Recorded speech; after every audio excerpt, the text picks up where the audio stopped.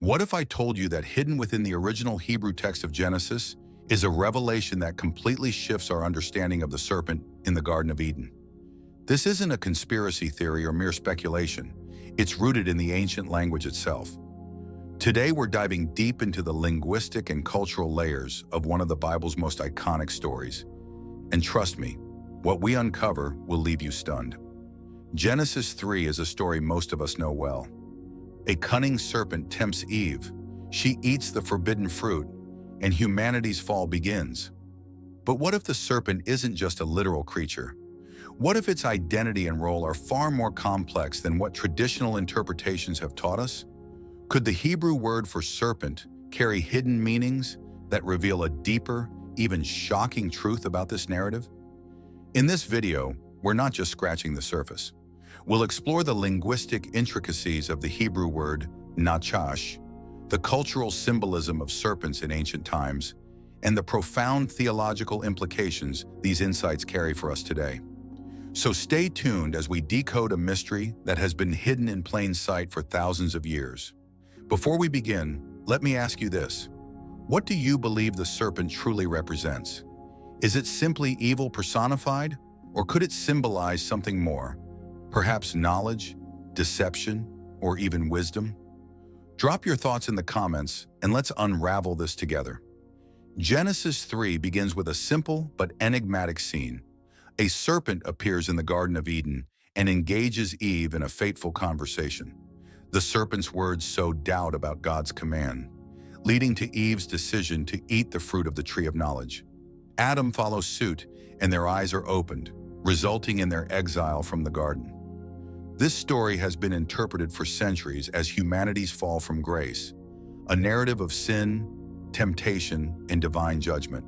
Traditionally, the serpent has been viewed as a representation of Satan, a tempter whose sole purpose is to lead humanity astray. But here's the question: does the text explicitly say that? Surprisingly, it does not. Nowhere in Genesis 3 is the serpent directly identified as Satan. That association comes much later, through theological interpretations and New Testament references. So, what does the text itself reveal?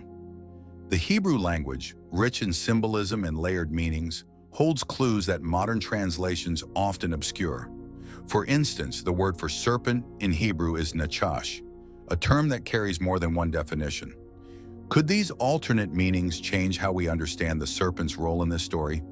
Furthermore, the cultural and historical context of Genesis's composition is crucial. The ancient Near Eastern audience would have had different assumptions about serpents compared to us today. For them, a serpent might evoke ideas of wisdom, cunning, or even divination, not just evil. This broader cultural lens opens up new ways of interpreting the text. As we explore the linguistic and cultural dimensions of the serpent, it's essential to keep an open mind. What if this story isn't just about disobedience, but also about the consequences of seeking knowledge without divine guidance? Let's dig deeper into the word nachash to uncover the hidden layers of meaning within this iconic narrative. At the heart of the mystery lies the Hebrew word nachash. In Genesis 3:1, it is used to describe the serpent. Now the serpent was more cunning than any beast of the field which the Lord God had made.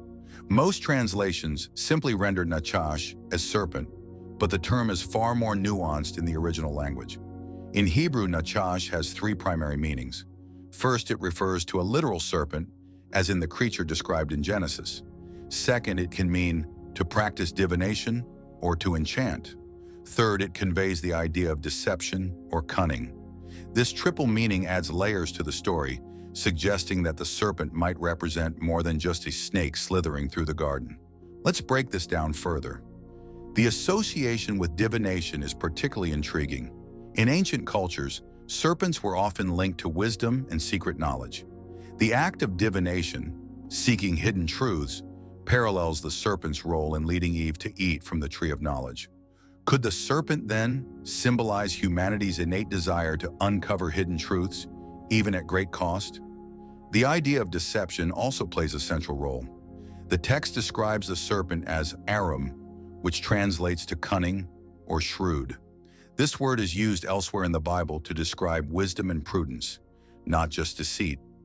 This duality suggests that the serpent's actions are not purely evil, but rather complex, embodying both wisdom and danger. Moreover, the root of nachash appears in other parts of the Bible. For example, in Numbers 21-9, Moses creates a bronze serpent in nachash to heal the Israelites. Here, the serpent becomes a symbol of salvation rather than deception. This duality reinforces the idea that serpents in Hebrew thought were not inherently evil, but carried diverse and profound meanings. By understanding these linguistic nuances, we gain a richer perspective on Genesis 3. The serpent might not merely be a tempter, but a symbol of humanity's struggle with knowledge, wisdom, and the consequences of choice. This reinterpretation invites us to see the story not as a simple tale of sin, but as a profound reflection on the complexities of human nature. To fully grasp the significance of the serpent in Genesis, we must look beyond the Bible to the broader cultural context of the ancient Near East. In these societies, serpents were powerful symbols, often associated with dualities such as wisdom and danger, life and death, or creation and destruction.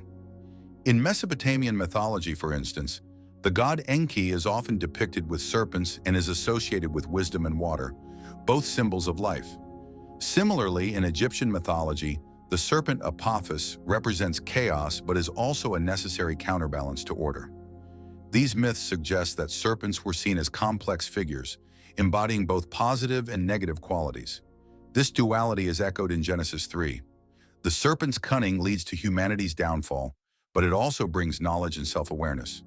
The idea of a serpent as a guardian of sacred knowledge is consistent with how ancient audiences would have viewed such creatures. Could it be that the serpent in Genesis functions as a symbol of forbidden wisdom, a wisdom that humanity was not yet ready to handle? Artifacts and artwork from the ancient world also shed light on the serpent's symbolism.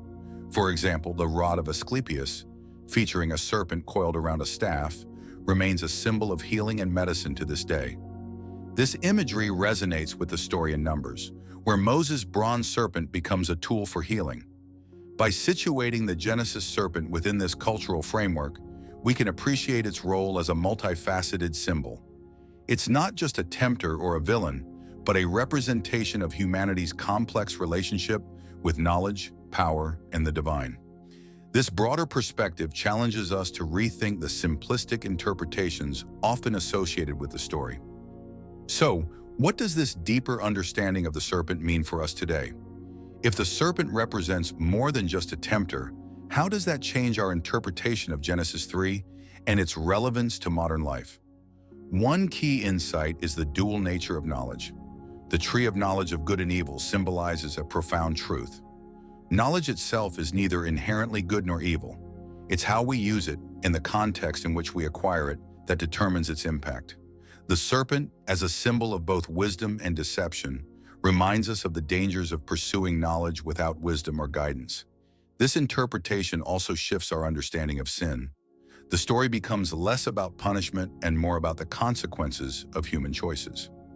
Adam and Eve's decision to eat the fruit reflects humanity's eternal struggle with the allure of forbidden knowledge. The serpent's role, then, is not merely to tempt, but to challenge, to force a choice that reveals our character. Finally, this perspective has profound theological implications. It invites us to view God's actions in the story not as retribution, but as a form of protection. By banishing Adam and Eve from the garden, God prevents them from accessing the tree of life in their fallen state, preserving the possibility of redemption. In a world increasingly driven by the pursuit of knowledge and technological advancement, this ancient story feels more relevant than ever. It challenges us to consider the ethical and spiritual dimensions of our quest for understanding. Are we, like Adam and Eve, seeking wisdom without recognizing its cost? The serpent in Genesis 3 is far more than a villain. It's a symbol of the complexities of human nature, the duality of knowledge, and the eternal struggle between wisdom and folly. By exploring the original Hebrew text and the cultural context of the ancient Near East, we uncover a story that is richer, deeper, and more thought-provoking than we ever imagined. So what does this mean for you? It's an invitation to dig deeper into the Bible, to question traditional interpretations, and to seek out the hidden layers of meaning that ancient texts have to offer. The story of the serpent isn't just about the past, it's about our present and future, our choices, and the consequences of seeking knowledge without understanding. Let's continue this conversation. What's your perspective on the serpent in Genesis? Do you see it as a symbol of temptation, wisdom, or something else entirely? Drop your thoughts in the comments below. If you found this video insightful, don't forget to like, share, and subscribe for more content that uncovers the mysteries of ancient texts. Together, let's keep exploring the truths hidden in plain sight.